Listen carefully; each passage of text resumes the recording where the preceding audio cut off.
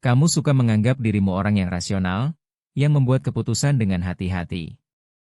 Tapi seorang psikolog peraih Nobel menghabiskan hidupnya membuktikan bahwa pikiranmu diam-diam menipumu, sepanjang hari, tanpa pernah kamu sadari. Psikolog itu adalah Daniel Kahneman, dan bukunya Thinking, Fast and Slow. Dalam 10 menit ke depan, kamu akan berkenalan dengan dua sistem yang menjalankan pikiranmu, dan jebakan tersembunyi yang mengelabui bahkan orang yang paling pintar. Kahneman bilang pikiranmu berjalan di atas dua sistem. Sistem satu itu cepat. Ia otomatis, intuitif, dan tanpa upaya. Ia membaca emosi di wajah, ia menjawab 2+2, ia menginjak rem saat sebuah mobil memotong jalurmu. Ia selalu menyala, dan ia menyukai jawaban yang cepat. Sistem 2 itu lambat. Ia disengaja, logis, dan butuh upaya. Ia yang kamu pakai untuk memecahkan soal matematika sulit, mengisi formulir, atau menimbang keputusan besar. Masalahnya, sistem 2 itu malas. Berpikir keras itu melelahkan, jadi sebagian besar waktu, kita membiarkan sistem 1 yang cepat dan intuitif memegang kendali, bahkan saat seharusnya tidak. Karena sistem 1 mendambakan jalan pintas, ia jatuh ke dalam jebakan yang bisa ditebak. Yang pertama adalah penjangkaran. Angka pertama yang kamu dengar diam-diam menyeret penilaianmu ke arahnya. Kalau sebuah baju didiskon dari harga asli yang tinggi, diskonnya terasa seperti tangkapan murah, padahal harga akhirnya belum tentu murah. Jangkar itu menarikmu, dan kamu bahkan tidak merasakan talinya. Jebakan kedua adalah bias ketersediaan.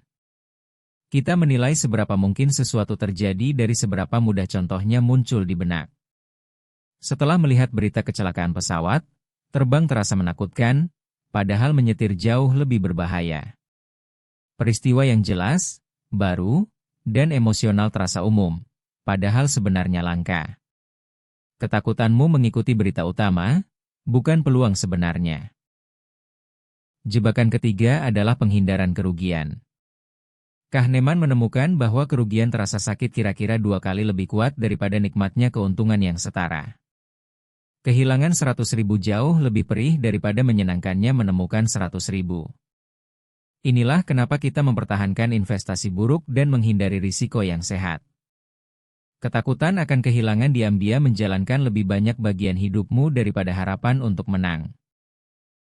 Jebakan keempat adalah efek halo. Satu sifat baik mewarnai pandangan kita atas segala hal lainnya.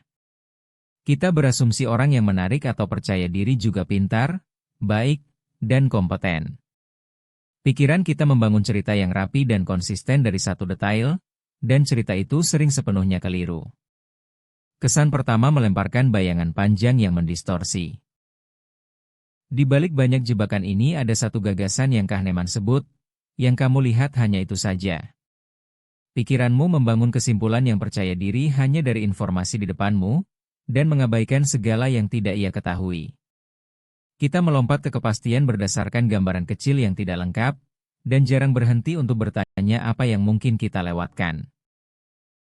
Ini memberi makan salah satu kelemahan terbesar kita. Terlalu percaya diri.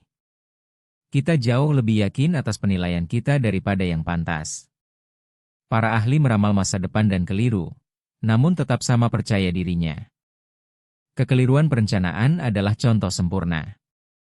Hampir setiap proyek butuh waktu lebih lama dan biaya lebih besar daripada yang kita yakini.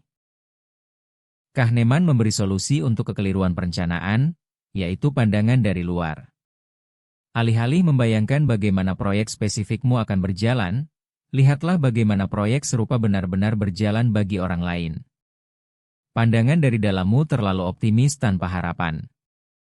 Pandangan dari luar, angka dasar yang dingin, biasanya jauh lebih dekat dengan kebenaran. Percayai datanya, bukan ceritamu sendiri. Ia juga membongkar ilusi keahlian. Banyak ahli yang percaya diri, termasuk pemilik saham, berkinerja tidak lebih baik daripada kebetulan, namun mereka merasa yakin. Kita salah mengira kepercayaan diri sebagai kompetensi, pada orang lain maupun pada diri sendiri. Saat sebuah lingkungan benar-benar tak terduga, Bahkan orang pintar dan berpengalaman pun sebagian besar hanya menebak dengan jas yang rapi. Dan kita terjebak kekeliruan narasi. Pikiran kita mendambakan cerita rapi di mana satu sebab menghasilkan satu akibat. Jadi kita membangun penjelasan yang rapi untuk peristiwa yang acak dan berantakan, dan merasa kita memahami dunia jauh lebih baik daripada kenyataannya. Realitas sebagian besar adalah keberuntungan dan kebisingan. Cerita kita hanya membuatnya terasa teratur. Kahneman juga menunjukkan kita tidak menilai sesuatu secara logis. Pilihan yang sama, dibingkai sebagai keuntungan atau kerugian, mengarah ke keputusan yang berlawanan. Tingkat selamat 90% terdengar bagus. Tingkat kematian 10% terdengar menakutkan. Keduanya fakta yang persis sama. Bagaimana sebuah pilihan dirangkai bisa sepenuhnya mengubah apa yang kamu putuskan? Satu trik licik yang dimainkan pikiranmu adalah substitusi. Saat menghadapi pertanyaan sulit, seperti, akankah aku bahagia dengan karir ini 10 tahun lagi? Otakmu diam-diam menukarnya dengan yang lebih mudah. Seperti, apakah suasana hatiku sedang baik sekarang? Lalu ia menjawab pertanyaan mudah itu dan melapor seolah ia menjawab yang sulit. Kita sering memecahkan masalah yang berbeda dari yang ada di depan kita. Kahneman membuat pembedaan menarik antara dua diri. Diri yang mengalami, yang menjalani tiap momen, dan diri yang mengingat, yang menceritakan kisahnya setelahnya. Dan ingatan itu aneh. Kita menilai sebuah pengalaman sebagian besar dari puncaknya dan akhirnya, bukan dari totalnya. Sebuah liburan, sebuah santapan, sebuah hubungan, dinilai dari sorotannya dan bagaimana ia berakhir. Kita juga melewatkan satu kekuatan sederhana bernama regresi ke nilai rata-rata. Setelah penampilan yang luar biasa hebat, penampilan berikutnya biasanya lebih biasa, hanya karena kebetulan. Jadi saat seorang pelatih memuji bintangnya lalu mereka tampil lebih buruk, atau memarahi yang gagal lalu mereka membaik, pelatih itu belajar pelajaran yang salah. Itu hanya statistik, bukan pujian atau omelannya. Akhirnya, waspadai ilusi pemusatan. Kahneman mengatakannya dengan sederhana. Tidak ada apapun dalam hidup sepenting yang kamu kira, selama kamu sedang memikirkannya. Kita percaya kenaikan gaji, kota baru, atau gawe baru akan mengubah kebahagiaan kita, karena di momen itu kita memusatkan pikiran padanya. Tapi begitu ia menjadi biasa, kilaunya memudar, dan hidup terasa seperti sebelumnya. Jadi apa yang kita lakukan? Kahneman jujur. Kamu tidak bisa begitu saja mematikan bias-bias ini. Mereka berjalan otomatis, bahkan dalam dirinya. Tapi kamu bisa belajar mengenali situasi-situasi di mana mereka menyerang, dan di momen-momen itu, dengan sengaja melambat dan membangunkan sistem 2. Dalam praktiknya, itu berarti melambat pada keputusan besar. Saat sebuah pilihan terasa jelas dan mendesak, itu seringkali sistem 1 yang sedang berbicara. Berhenti. Tanyakan informasi apa yang mungkin kamu lewatkan.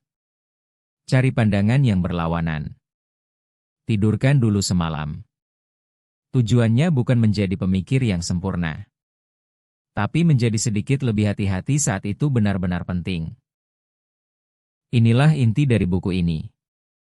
Intuisimu cepat, kuat, dan sering benar, tapi ia juga keliru dengan penuh percaya diri dengan cara yang bisa ditebak. Kebijaksanaan bukan mempercayai nalurimu secara buta, dan bukan pula meragukan segalanya. Ia adalah tahu situasi mana yang layak mendapat tinjauan kedua yang lebih lambat. Inilah satu langkah untukmu hari ini. Lain kali saat kamu merasa benar-benar yakin atas keputusan besar, berhenti, dan tanyakan satu hal. Apa yang bisa mengubah pikiranku? Kalau kamu tidak bisa menjawabnya, kamu mungkin sedang berjalan dengan autopilot. Dan sadari apa yang terjadi. Kamu menghabiskan 10 menit online, dan kamu pergi lebih memahami pikiranmu sendiri, bukan perasaan hampa. Itulah tujuan channel ini. Subscribe, dan sampai jumpa di video berikutnya, tentang The Power of Habit.